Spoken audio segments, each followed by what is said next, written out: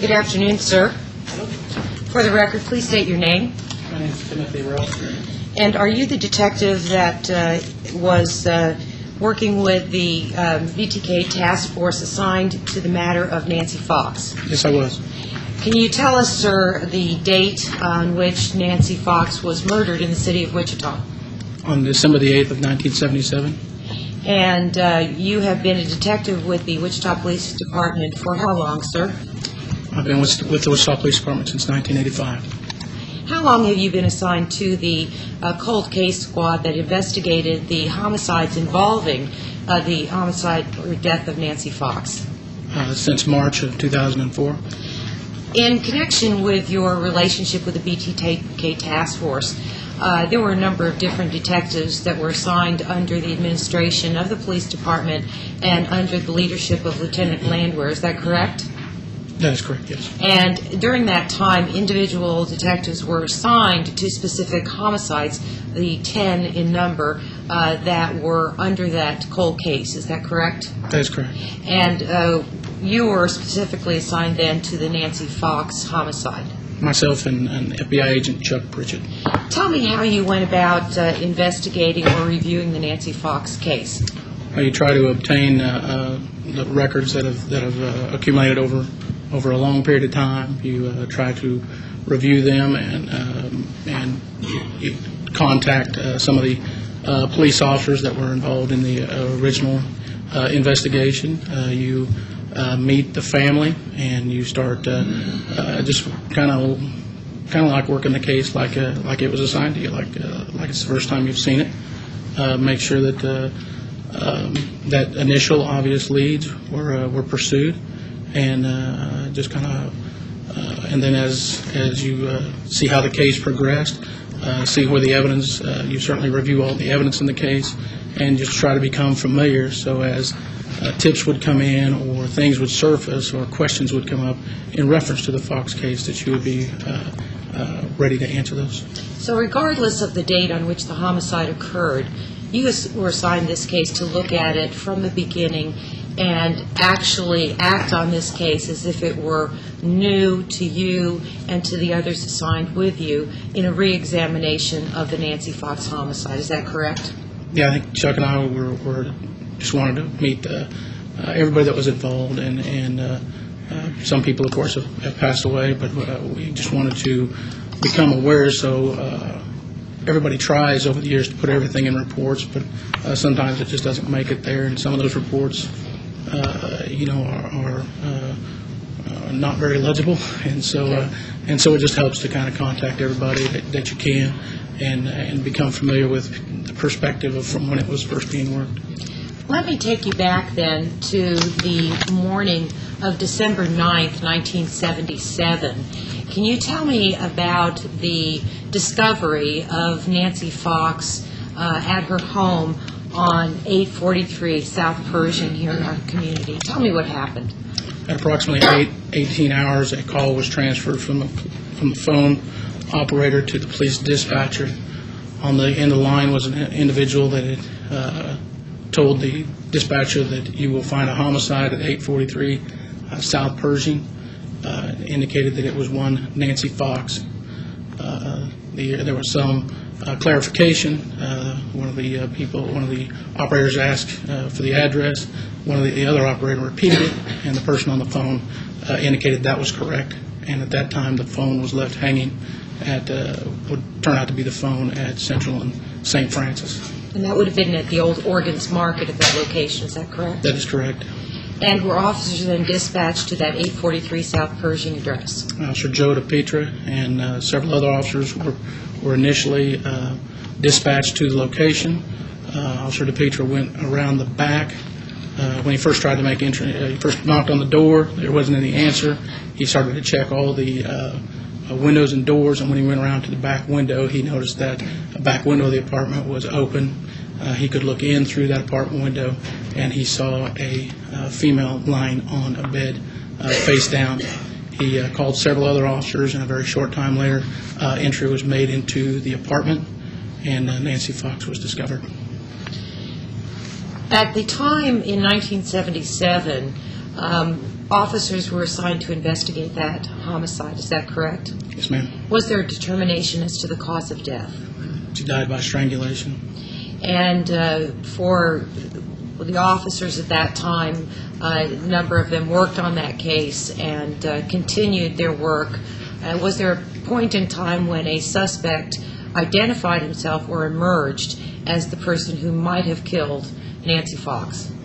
In early 2005, the suspect of Dennis Rader emerged. And how did that person identify himself as the individual who had killed Nancy Fox? How did we become aware of him? Yes.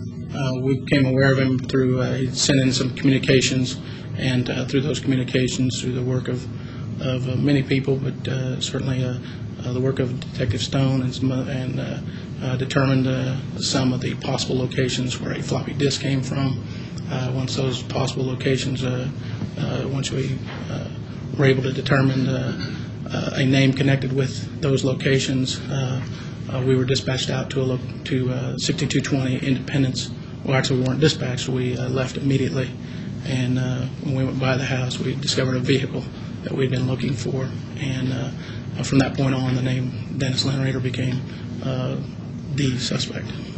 So for a number of years then, from the death of Nancy Fox in 1977 until communication was made through the media, there was no person that was located as the actual suspect in the Nancy Fox murder. Is that correct? I know leads were pursued, but to say that someone was, any kind of preparation of affidavits or any real belief that we had the suspect, no, the only suspect that has emerged with evidence to corroborate it is Dennis Rader. All right, but actually it was the individual who identified himself then as BTK who claimed that he had been the one to kill Nancy Fox by communication through the media. Is that correct? Oh, yes, ma'am. And then subsequently, after a number of years of police work, and finally in February of this year, that individual, BTK, was then identified as Dennis Rader. That's correct, ma'am. All right. And you were involved in the actual capture and arrest of Dennis Rader. Is that correct? Myself and about 200 other policemen. All right. And I understand that during the time of the arrest, I think you're modest, but that you were actually involved in the driving of Mr. Rader back to the police station at the time that he was arrested. Is that right? I was part of the arrest team, yes, ma'am. When he returned back to the location where the law enforcement officers were prepared to bring him in, at that point, was an interrogation commenced? Yes, ma'am. And were you privy, or did you watch and observe the interrogation of Mr. Rader on February the 25th of the year 2005? Yes, ma'am. And during that time, did you also observe his willingness to give a voluntary statement to law enforcement officers? Yes, ma'am. And did you know that this lasted for some 30 or more hours, where he voluntarily gave statements to law enforcement officers? I'm very aware how long it lasted. During that time, as you were observing the statements being given by Mr. Rader, were you at some point in time selected to individually speak with him about any particular case? Well, not individually. Myself and Agent Pritchett would go in together in reference to, we would go in on 3 different occasions. The first time was to talk about the murder of Nancy Fox, and then we had 2 subsequent interviews in reference to all the communications starting from October of '74 to the last communication in February of 2005. All right, so you had several opportunities to visit with him individually or with Agent Pritchard concerning involvement of various stages in the information that you were gathering. Is that right? Yeah, I was always with Chuck, yes. All right. Let me direct your attention specifically to your discussions with Mr. Rader regarding the homicide involving Nancy Fox. First, can you describe to me Mr. Rader's demeanor? How did he act, and how did he receive you and Agent Pritchard in the discussions that you had with him? Oh, when we first met him, he wanted us to make sure we'd either given him cards or wrote down his names, because or wrote down our names, because he was going to he was sure he was going to meet so many people that come tomorrow he wasn't going to remember our names, and so we made sure that we gave him our names, and Chuck presented his ID, and we made sure that he was very aware of who we were. At the time that you met him, do you recall what period of the time it was during the day? When I met him? Yes. 12:15. In the afternoon? Yes, ma'am. Did he appear to be well rested and fed? Well, when I first met him, we were taking him to the police car. All right. Subsequent to that, when you sat down with him to talk about the Nancy Fox case, was he aware and alert when you spoke with him? Oh, yes, ma'am. He'd been, at his request, he'd been fed. He had had several, whatever drinks he'd asked for. In fact, he sat down with us and he said, let's kind of waved to me and said, let's move on. All right. Was he aware that you were going to be then talking about the Nancy Fox case? Yes, ma'am. Okay. So how did he act towards you? He was, he seemed very eager to get to the case at hand. Behind you on the screen are some selections from the videotape. And have you had an opportunity recently to go back and look at that videotape statement that was made by Mr. Rader? Yes, ma'am. And you've also had an opportunity to look at this PowerPoint presentation, haven't you? Yes, ma'am. And so you know that there are some selections of the testimony and the statements that he made that are infused into this PowerPoint. You understand that? I understand. So as we go through this, I'll be asking you to turn and to look at that as we discuss some of the testimony that you're giving in light of the statements that he made. If you can do that, please. Okay. All right. So I'm going to ask you to turn around and ask if you recall what the original statements that were made and regarding the statement that's on the PowerPoint now. Yes, when we first introduced ourselves and told him that we were assigned to the Nancy Fox case, he immediately told us that that was called Project Fox Hunt, and this one stuck out in his mind, or this was one of his more. He liked this case because it had gone the way he wanted it to. Were you able to identify why he chose the name of Project Fox Hunt? I think obviously the name Fox, and because he always kind of saw himself as a hunter. And the project portion, were you aware of why he used the wording project? Well, he explained that to us on several occasions, but projects or PJs was his way of designating either he had many PJs that he told us about, and this was his way of designating a way to remember them. It was usually he usually didn't know these people's name at the beginning, and so but this one he knew rather quickly because he went up and checked her mailbox. But most of the time the name would have something to do with like the location or something in the area. But this one, since he had got her name rather quickly, he named it Fox Hunt. All right, so to him, it was a project. Absolutely. I've showed you a photograph, and could you identify this, please? This is Nancy J. Fox. And at the time of her death, how old was she? 25 years old. I'm going to show you another photograph, two photographs that have been given to us by Nancy's family. Can you identify the photograph to the right? You see Nancy pictured in that photograph? Sure. And that would be with her brothers and sisters. Right, her sister Beverly and her brothers Fred, David, and Kevin. And then the younger family to the left, to your left. And that sure, that's the or Nancy's mother's told me that's her family, but picking them all out, that'd be a little. That'd be tough. Well, I'll leave that to them. Okay. Here's another statement that came from the transcript. Can you explain what complete control meant to Dennis Rader as he explained it to you? There were several things about this case that this went just the way he wanted it. The apartment next to it was vacant. No one was going to hear any screaming. And on top of that, Nancy resisted in some ways. She didn't scream, and so, but he didn't have anybody bothering him. It went just the way he wanted it. He had had so many interruptions in other cases, but this one went right according to script. As you had been involved in listening and being aware of the other cases, you did know about some of the issues that he had in the Otero case, the Vian case, and also in the Bright case with the interruptions and problems that he'd had. Is that correct? Yes, ma'am. So this came after those. So in his explaining this to you, was he comparing the differences between those issues that he had versus the Nancy Fox case? Yes, ma'am. He'd had interruptions with children. He'd had problems with control. He'd had unanticipated victims. But this one went one person, just how he thought it would go. Again, and going on with what you referred to as the fact that he had control, he indicated that he called this a perfect hit. And did he explain that further?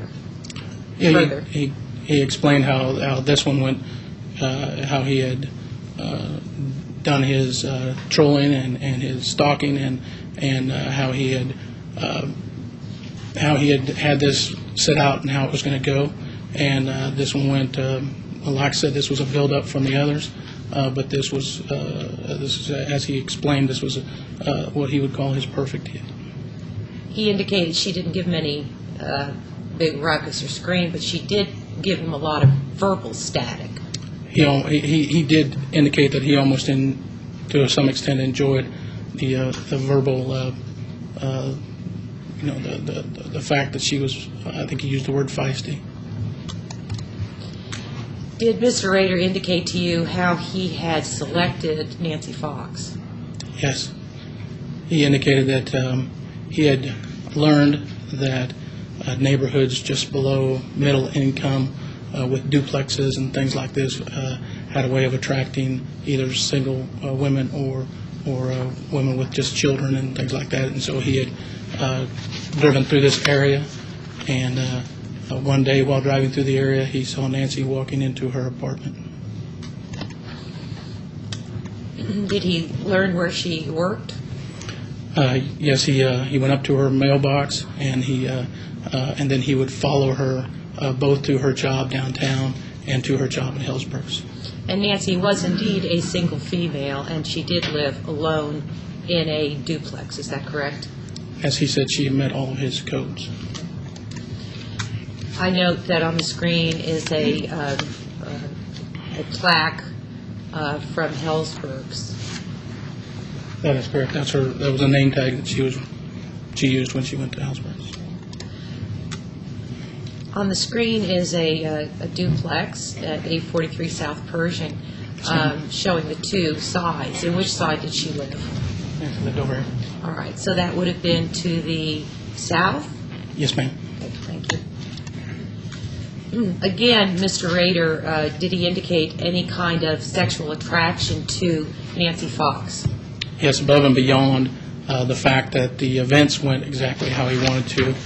He did find Nancy attractive on a sexual level also. Thought that she was attractive. He very much liked her. Nancy was an extremely organized and clean person, and he very much admired that also. On the evening in question, that would be December the 8th, 1977, did he tell you what his plans were on that evening? Yes, he explained to me that he was doing a paper at WSU, and that block of time of working late in the library, where everyone expected him to be at the library, allowed him an alibi, and so he left the library because he knew that Nancy got off work about 9 o'clock, and he left the library a short time before that.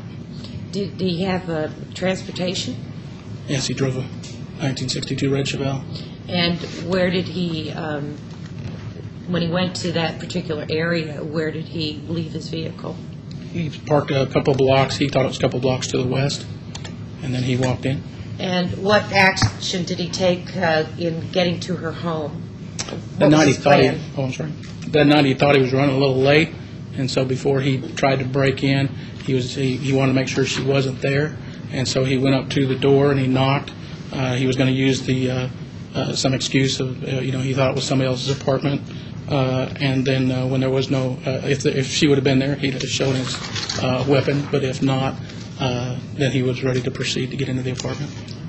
Okay, we've seen the picture of, this is a black and white of that same location. And then after seeing the front, going around the front, where did he go then? He went around the back of the house. He kind of wanted to he waited between that house, gets headlights shown on it as cars come around the Lincoln curves. So he wanted to make sure that the lights were done going across, and once he was pretty sure that there wasn't any problem with headlights, then he went through the back window. Right, and showing you now is a photograph of 843 Pershing from the rear. And do you have a little laser light there? Can you show us the windows that would be in that, showing that duplex? Well, the duplex had a common wall right down the middle here. This would have been the bathroom window, and this was the window to the one bedroom in the apartment. All right, and I'm going to bring that up close, and that would again be the window to Nancy Fox's apartment. Yes, ma'am. And next to it, or adjacent to it, I see what appears to be a wire. What would that be? That was her phone wire. All right, and it looks like it's been split there. It's been cut. Now, looking at that window, I see something that looks a little bit different in the window pane itself. Are these crime scene photographs? Yes, ma'am. And does that depict anything in that window that looks a little hard to see? What they're trying to show the most is that the majority of the screen of this window has been taken away. It'll be found over by, well, you can't see, it'll be found over by a fence right to the south, but the majority of the screen of this window has been pulled away, and the window has not been shut completely, and it's not locked. All right, and also in this photograph, it does show that the telephone line has also been cut. Yes, ma'am. In relating to you any more information about Ms. Fox, we have a description from Mr. Rader. Do you recall his statements in that regard? Yes, ma'am. Like I said, from watching her before, he thought that she dressed neatly, always kept herself looking very nice. But once in the house, he even admired her more because her house was so neatly kept, and it was all laid out, and that gave him the indication that she was a good family girl. And with that, he told me, leave it to a weird guy like me to do that. How long did he stalk Nancy Fox? Couldn't really tell me specifically. He thought maybe around 2 or 3 months, but he doesn't really stalk one person at a time. He kind of stalks one, and then something can derail him, and he thinks, well, this one looks good, and that may not work out, and he may go back to something that he pursued before. That's why he took such notes. And as he's doing all of this trolling or stalking, as he calls it, would he be writing this information down or keeping memos about it, or what does he do? He told us he would take notes about, especially about, he would eventually give something a name so he could remember it, and that name would denote somehow how he would find the place if he had to go back. And this was all planned under his project, is that correct? Yes, everything was a project. So if you were an analyst and you were working on a project, say a computer project or a building project, like anyone else, you would be making notes and going back to this project or that, making notes, doing things that would be in anticipation of completion of the project. Is that right? He writes a lot. Did he perform these things that analytically? Oh, yes, ma'am. And in his discussions with you, did he show any emotion in discussing this? I wouldn't say emotion. He wanted to. Many times he stopped to make sure that he was giving us correct information. He seemed to be very. He seemed to want to make sure that he was right about his timelines, that he didn't miss anything. How was his memory? Impressive. And he had a good recall? During the time we talked, he drew many maps. He would take a clean sheet of paper and he would draw Nancy Fox's apartment from memory.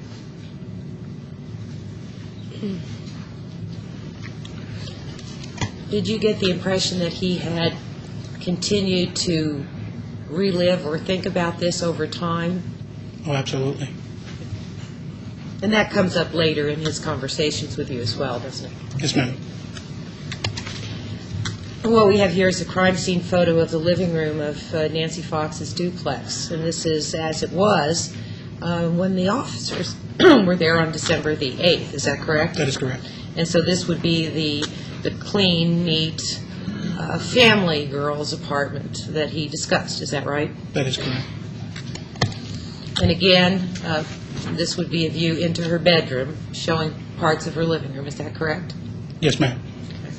And so this would also be part of how he described this location.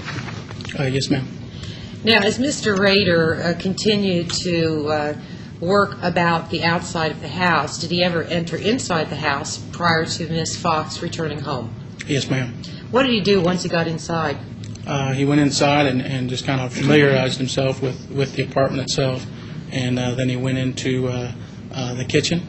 He got himself a drink of water, wiped the glass down and put it back up in the cabinet, and then he was just in the kitchen area, and he was just kind of right there when Nancy came in the front door. Would you estimate the square footage of this duplex to be? Nancy's apartment couldn't be more than 600, 700 feet. It was very small. Very small. Yes, ma'am. And when the front door would open, I see you went right to the living room. Would the kitchen be then just adjacent to that? As the front door opened, the kitchen would be just directly to the right. It'd be there was a little doorway, and then there was a kitchen table here, and then the kitchen would go back into the refrigerators, and the cabinets would be over here. When Mr. Rader was in that kitchen, was it at that time that Nancy Fox then returned home? Yes. And then what happened? She immediately told him to get out of her house, and she said she was going to, she was very stern about it. Get out of my house! I'm going to call the police. What happened with him? Told her it wouldn't do her any good because he'd already cut the phone line. What further discussions did they have at that time? She just. I'm showing here the phone, and then the phone line has been cut. Is that correct? Yeah, she had one of those real long wires to her receiver, and the phone is sitting on the ground.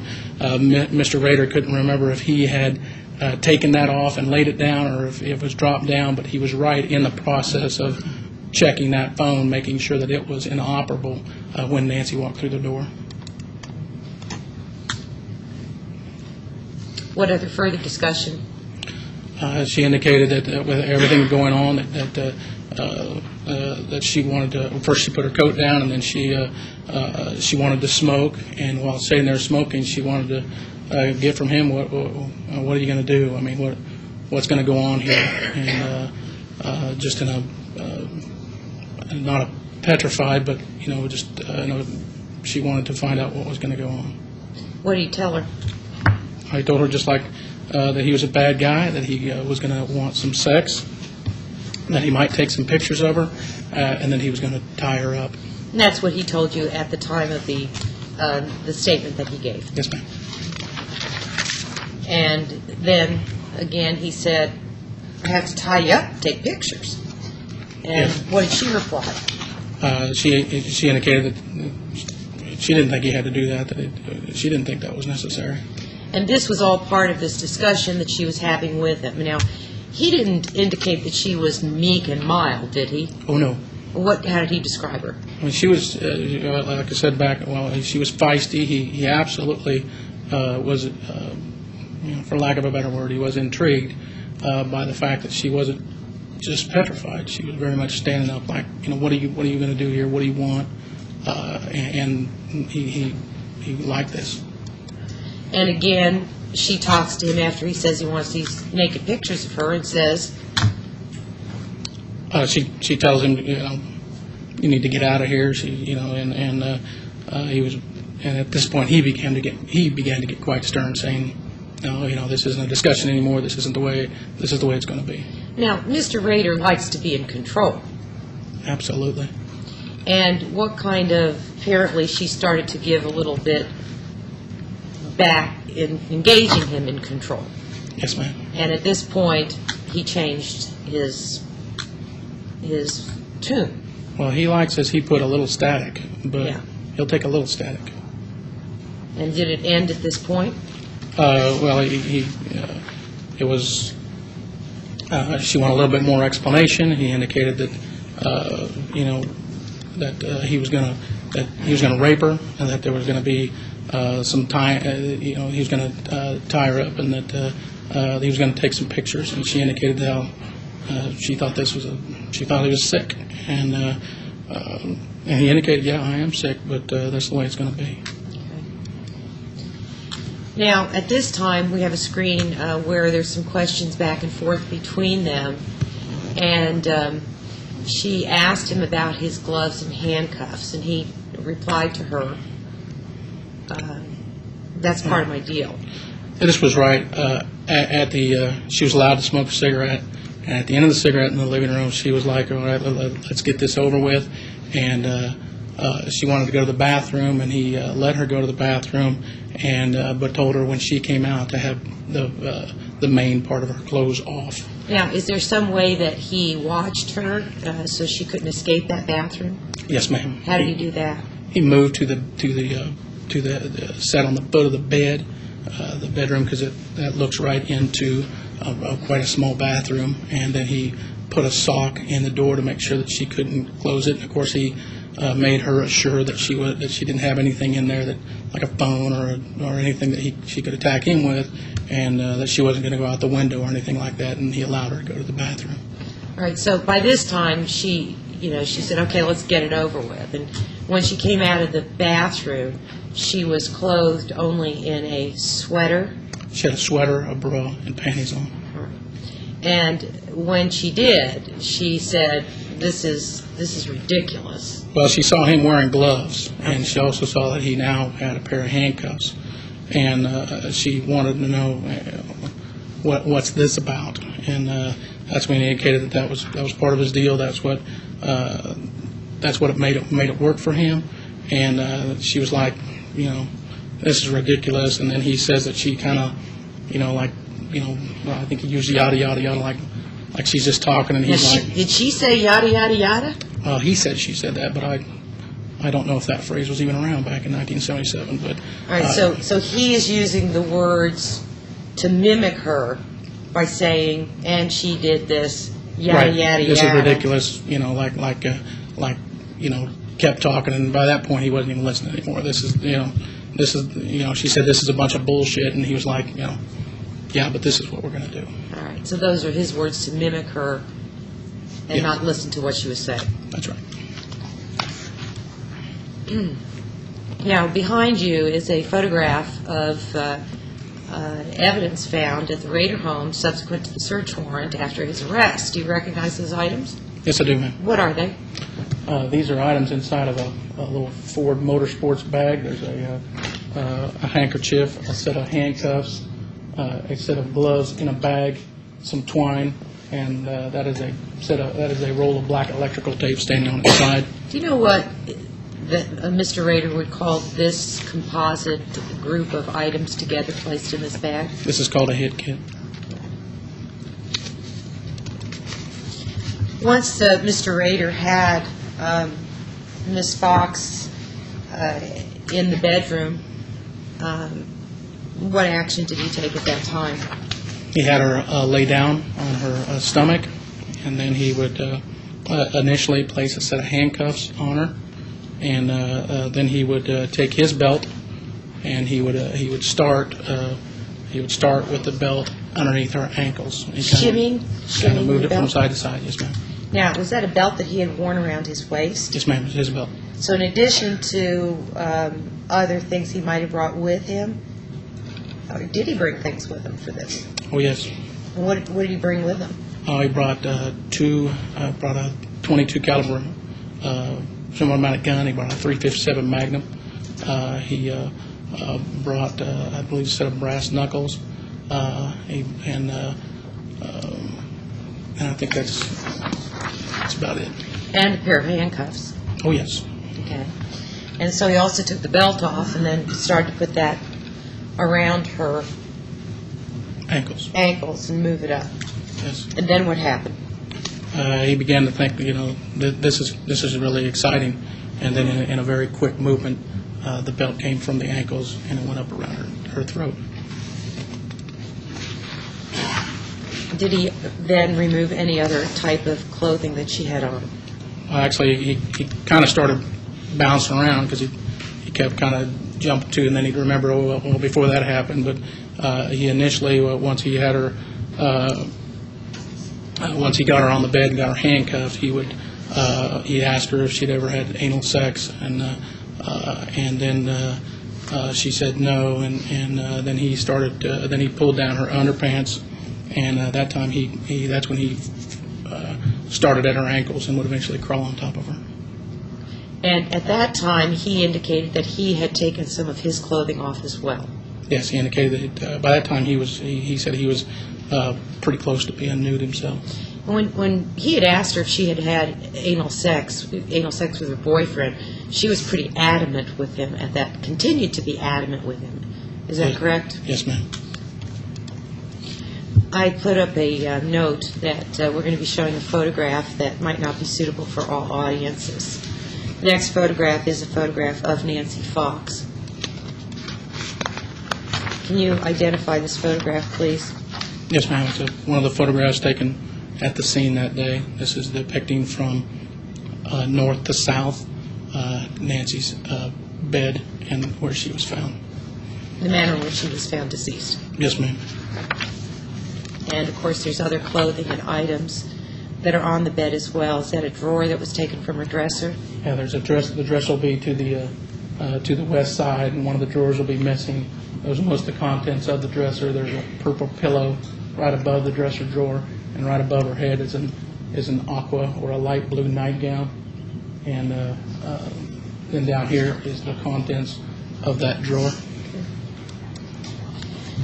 You indicated that Mr. Rader had used his own belt. Was that a leather belt?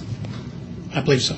And that he would slowly put the belt, move the belt from side to side or shimmy it up from her ankles and finally got it to a point at her neck. And what did he do when he got it to her neck? At first, he would demonstrate how he would hold his hand over the buckle and he'd pull the loose part of the belt tight at that time. And how many times would he do that? He ended up having to do it a couple of times. And was there an intention of doing it once and then releasing? Well, he almost made it sound like it was almost unintentional, but he certainly had a plan for when she came out of it the first time, because he choked her once, or he was choking her, and then he was going to replace the belt with a pantyhose, and during that time of taking the belt, she came back. Meaning that he had choked her to the extent that she lost consciousness. Right. And then when the belt was released, she was able to get enough oxygen to recover. Yes, ma'am. And then what did he do? At that time, when she came back, he saw that as a opportunity, and at that time he whispered in her ear, and he told her that he was BTK. He said that he was a really bad guy. And then what happened? He said at that time she started to squirm, and that's when he really, and again he would demonstrate, because he had to hold the buckle down with one hand, and at that time he demonstrated that he would have to really pull on the belt at that point. When he was demonstrating to you the method of her execution, did he have or display any emotion? No. How did he act? Like he was demonstrating a project.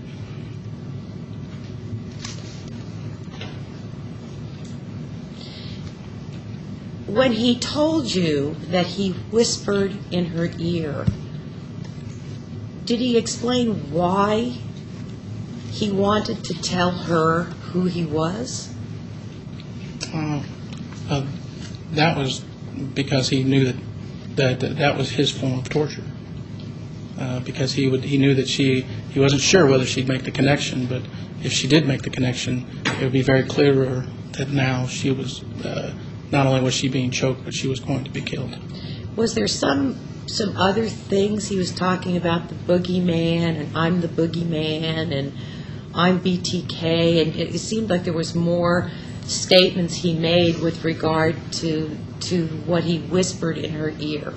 Yes, he does. He does elaborate that he was BTK, that he was that he was a bad man, and he also does indicate that this was like back in the movies when people would realize the boogeyman had you, and now she was realizing that the boogeyman had her and she wasn't getting away, and this was his form of torture, was that she would not only be choked, but she would know as she's being choked that she was being killed by BTK.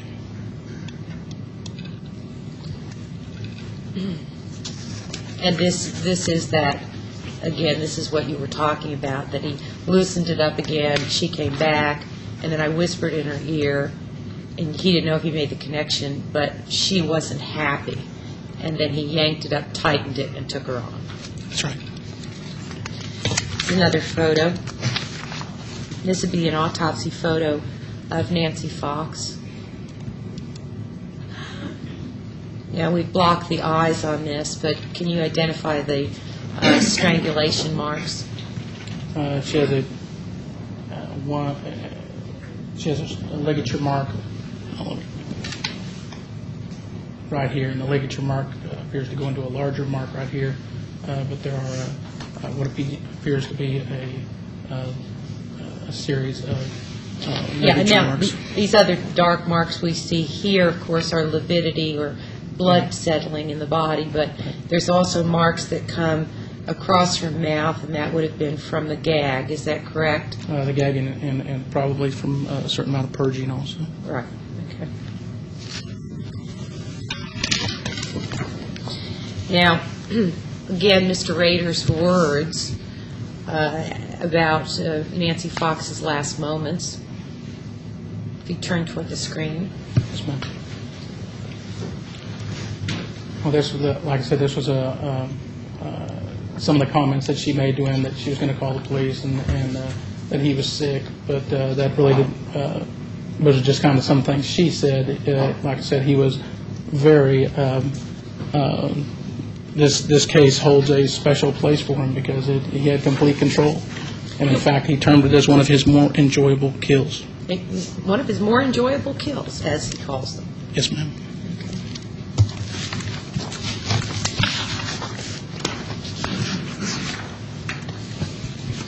Did he, we note here that at a point in time, in attempting to ward off Dennis Rader, that Nancy Fox did take some action. Can you tell us about that? Well, we first became aware of, there was a communication sent that was found in Murdoch Park, and in that communication there was a letter about the death of Nancy Fox, and in that letter there was a mention that during her struggle that she would manage to get a hold of his nuts. And at that point, we asked him, because he had gone over her death, but he kind of left that out. And so we asked him, was there a point that she got a hold of you? And he said, yeah, that he was strangling her, and she did grab his nuts, and that she was squeezing pretty hard. But that actually made it more exciting for him. He indicated that she had a hold of him pretty good, and she clawed him up. But that made it more exciting for him, and that's when he pulled the belt very tight. He didn't receive any permanent damage as a result of that, did he?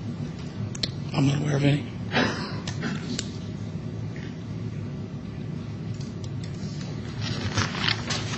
Again, some additional photographs from the crime scene concerning Nancy Fox. Can you identify this photo? This is a photograph taken from above her body. This is showing the final bindings that were put around her wrists, which turned out to be a pair of red pantyhose. And her legs also bound at the ankles. She was eventually bound at the ankles with yellow night rope. Now, the color before was red, and now this is yellow. It seems that it shows, instead of pantyhose, some colored items. Is that right? Well, everything on her is a different color, I can tell you Yeah. that. Did Mr. Rader have sexual intercourse with Nancy Fox? No. What happened? He indicated that while he had just killed her, that he was on a high, that he took what he thought was a nightie, and that he masturbated on it, and that he left it right there. May I approach, Your Honor?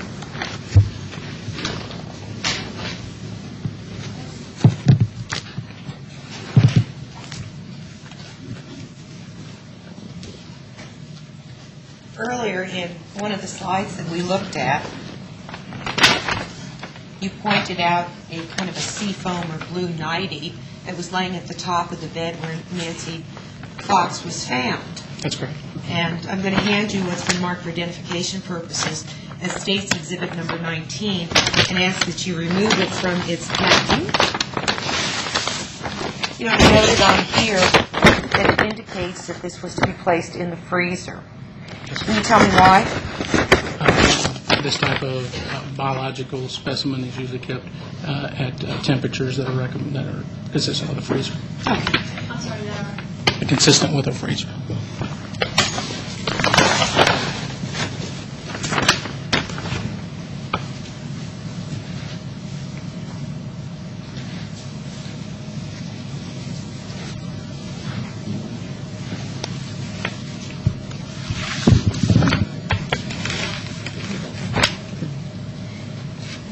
Does it look familiar to you?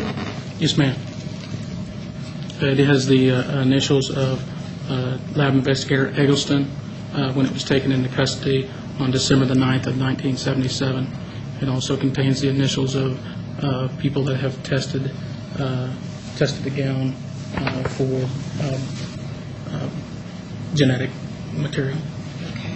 Would you hold that so we can see some of the... There are numbers of holes that are cut in this nightgown, both front and back. Yes, ma'am. And would that be for the sampling of genetic material? Yes, ma'am. Okay. Go ahead and put that back in. Counsel, did you wish to see this item? No.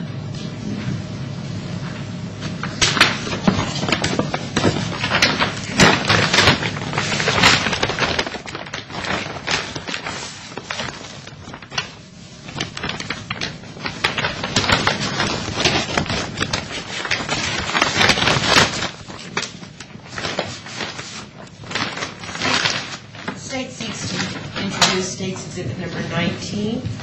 No objection, no. Exhibit 19 be admitted.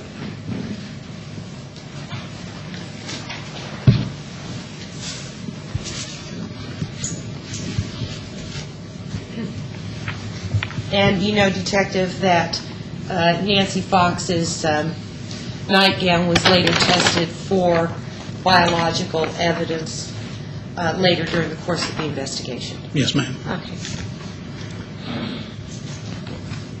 Earlier, we looked at information or pieces of clothing, and this, I guess, is a close-up of the items that were on her bed. Would you agree with that?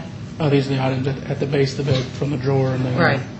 purple pillow. So Mr. Rader also kind of ravaged through the clothing in the room. Oh, yes. Do you know whether he took any other items from her home? Yes, ma'am. What did he take? He indicated that first he wanted to let me know that he had taken that what he called that infamous jewelry that we had made an attempt to identify during the investigation in 2004. That he took some other jewelry. That he took some nice slips and some underpants, and that he took those items from the house. Now, what does Mr. Rader want with slips and underpants? He indicated that he did sexual things with those things later. Like what? What he would do with them? Yeah. Well, from viewing some of his property, it appears that he would wear them, and it appears that he would display them and take pictures of all kinds of women's apparel.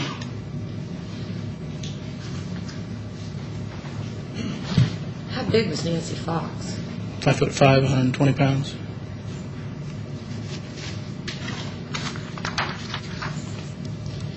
going to be showing another photograph from the crime scene. Nancy Fox.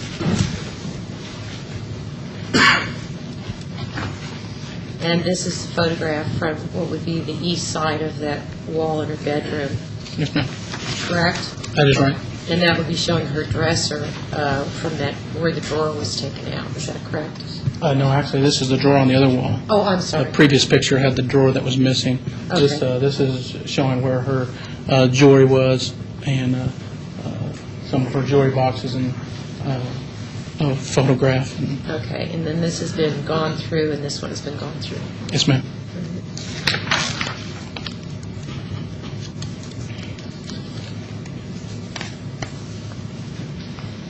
You inquired of Mr. Rader how it was that she was terrorized. What did he tell you? He indicated that again, that you could, he wanted us to visualize that you're tied up, that knowing that something is going to happen to you, that was his form of torture. He indicated that this would, that in later years he would try to elaborate to that he didn't have torture chambers, but that he would eventually fantasize about them.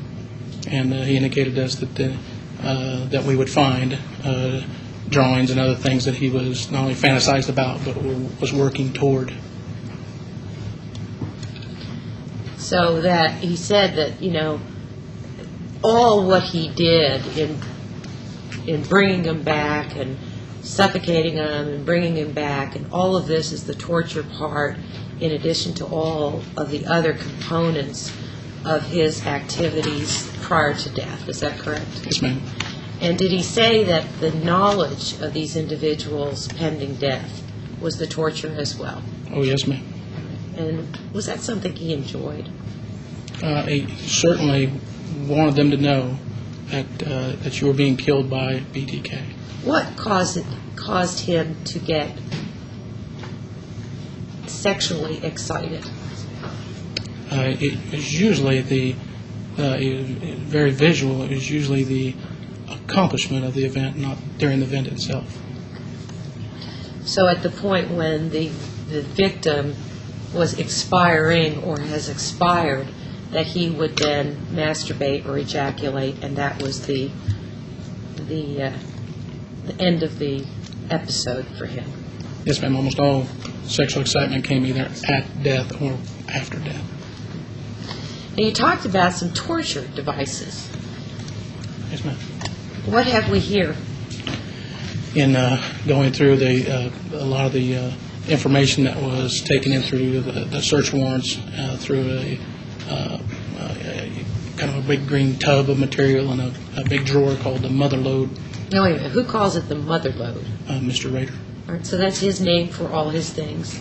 That's a name for there was one drawer that had a lot of stuff. A lot of things were like scribblings and stuff like that. But the mother load was information that was about the specific cases, and it was, that was the real meat of who he was the mother load. All right. And so inside the mother load, in addition to a number of other things, I mean, we're talking a lot of things, aren't we?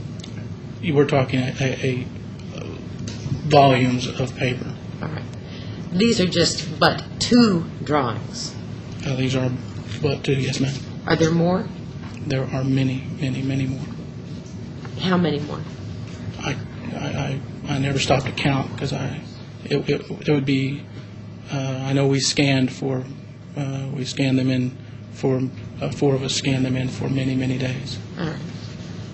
Now, these are his vision of torture devices, and these are his drawings. Is that right? Yes, ma'am.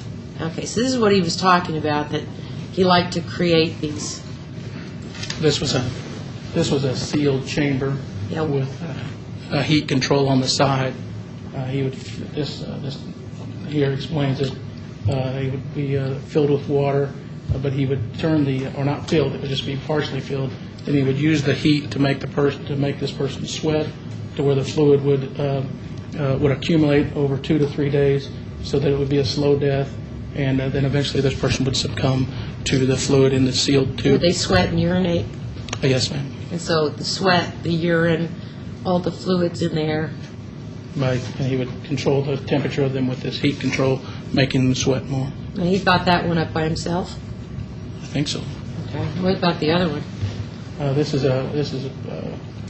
He had a thing about barns and silos, and this is the interior of a silo that he was going to turn into a torture chamber. Kind of a wheel of torture? No, it's kind of a round circle of a silo. This is the top view of a silo. He's got the floors and things like this. How he's going to arrange this floor, because here he's got the floor plan. It's pretty detailed actually, but he's going to make this whole torture area. It's going to be barns and silos and all kinds of stuff. Okay. And so these are just two examples of the many, many others that you might have. Many. Measures. Okay. All right. And then more explanation. Yeah, as we talked about it, he said, which we talked about bringing people back and talking to him, and he became more and more, that would be good. That would be torture, just to let people know that you're the boogeyman and that he's got you, and that there's just nothing you can do about it, and that it's over. Agent Pritchard asked him about the phone call from the Oregon market, and then this is a picture of the Oregon market as it existed back in 1977. Is that right? Yes, ma'am. And then he discusses that it might not have been a good idea for him to have done that. Well, he indicated that there wasn't anything in the paper, that he wasn't hearing anything on the radio, and that he was kind of getting antsy, and he thought they might find it in 2 or 3 days when she didn't show up for work or something, but he wanted to get something going right that next morning. Okay.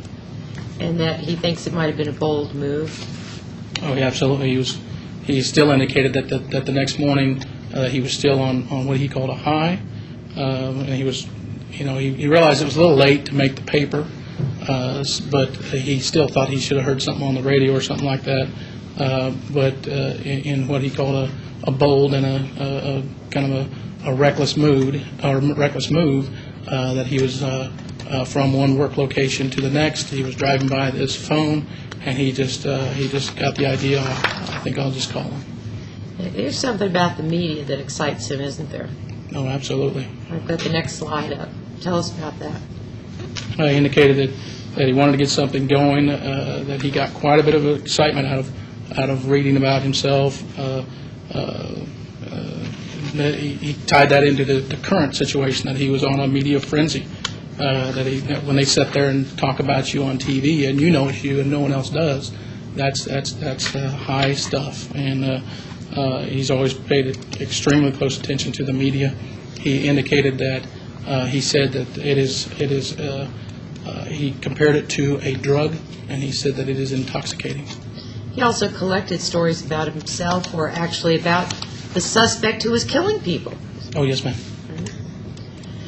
Now, he did some communications with law enforcement about the Nancy Fox case. Is that correct? That is correct. And during those, he also sent in to Cake TV a drawing that he had done about the Nancy Fox killing, and that was received back in 1978. And we have a comparison view I'm going to show here with the photograph and with the drawing that he made.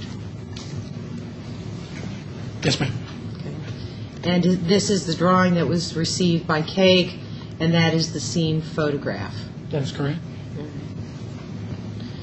Now, did you show this drawing to Mr. Rader? During the after we had finished talking about the cases, during the next day, on that Saturday, after they had finished with the actual homicides themselves, myself and Agent Pritchett went back in and started with the very first communication from October of 1974, and went through every communication up to February of this year. And there was a time, and we would go over each communication, ask him where he typed it, or what was he trying to accomplish, where he mailed it, and he would tell us as much as he could remember about specific communications. Now, this one particular one, the drawing of Nancy Fox, that looks like a very, very close, almost photographic compared to the scene photograph. Did you put that on the table in front of Dennis Rader? Yes, ma'am. Every communication was taken from, because I had a folder that had a copy of everything, and every communication was placed in front so we could make sure we were talking about that specific communication. And during the time of presented with this picture of Nancy Fox, of the letter, the picture that he had sent in reference to the crime scene of Nancy Fox, he indicated to me that he was sorry, but that he was getting a hard-on looking at the picture. And what did you do? I took the picture away.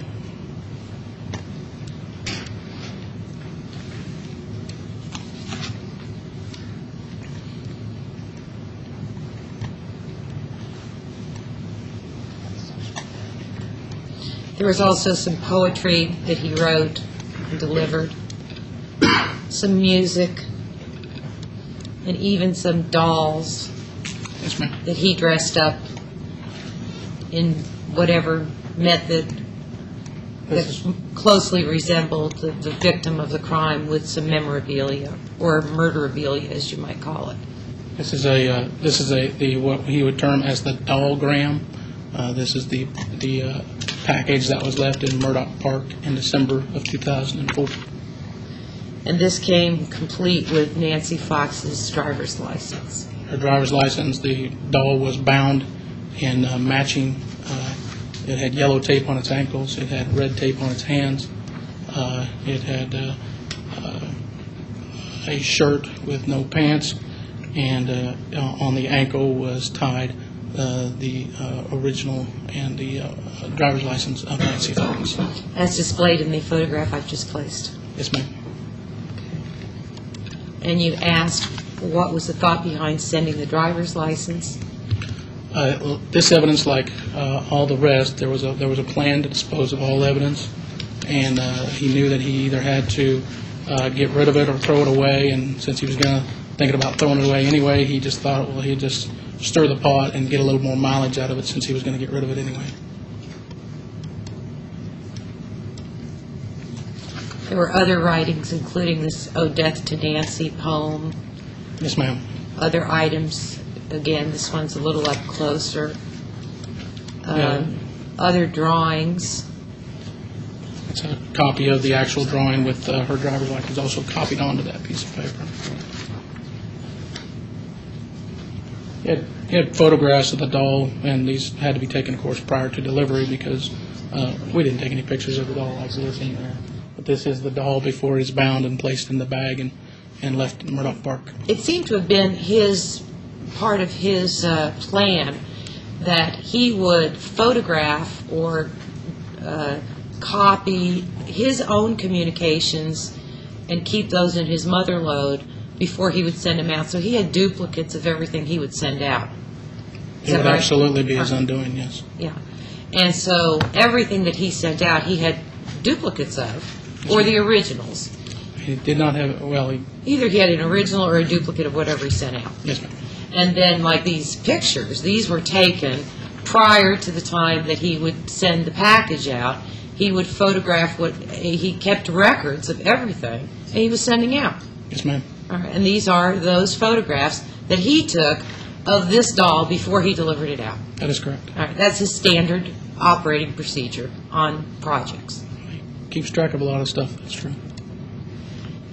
He also purchased additional dolls for future communications. Is that correct? Yes, he was in the process of preparing what he termed was the Vian drop. He was going to make a doll, put her in a little coffin or a little box. He was going to put some wires to it, make it look like a bomb, and he was going to place it along I-35 because he liked the fact that everyone had figured out that he was using I-35. And these would have been the newly purchased. These are replica dolls, not the official kind of Barbie dolls. These are just cheapy dolls. They ain't Barbies. They're what? They're not Barbies. They're not. You'd know that, wouldn't you? Yeah. All right. They're not Barbies. Okay. There have been some computer writings describing Nancy Fox. And where did this P.J. Foxtail, this is just another project name for her?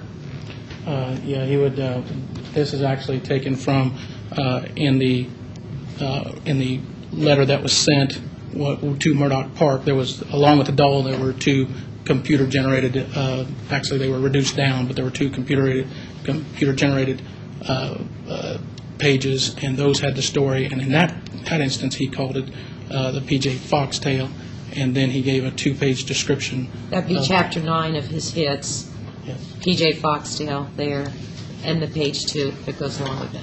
Yes, and he included his reference code number and some other things. Now, Detective, were you aware that when he died, that Mr. Rader had a plan for his future called his afterlife concept? Yes, ma'am.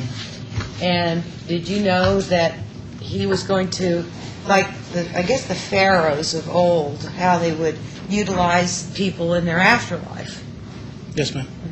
And did you know that he conceptualized an afterlife duty for Nancy Fox? Yes, I did. And did you know what Nancy was going to be in the afterlife? She was going to be his primary mistress. And according to Mr. Rader, if you turn around and look from his writings, She will obey my bondage conditions, I'm sorry. I have no further questions for Detective Ralph. Okay, this witness be excused. By the state. Thank you, sir. You're excused. State may call their next witness.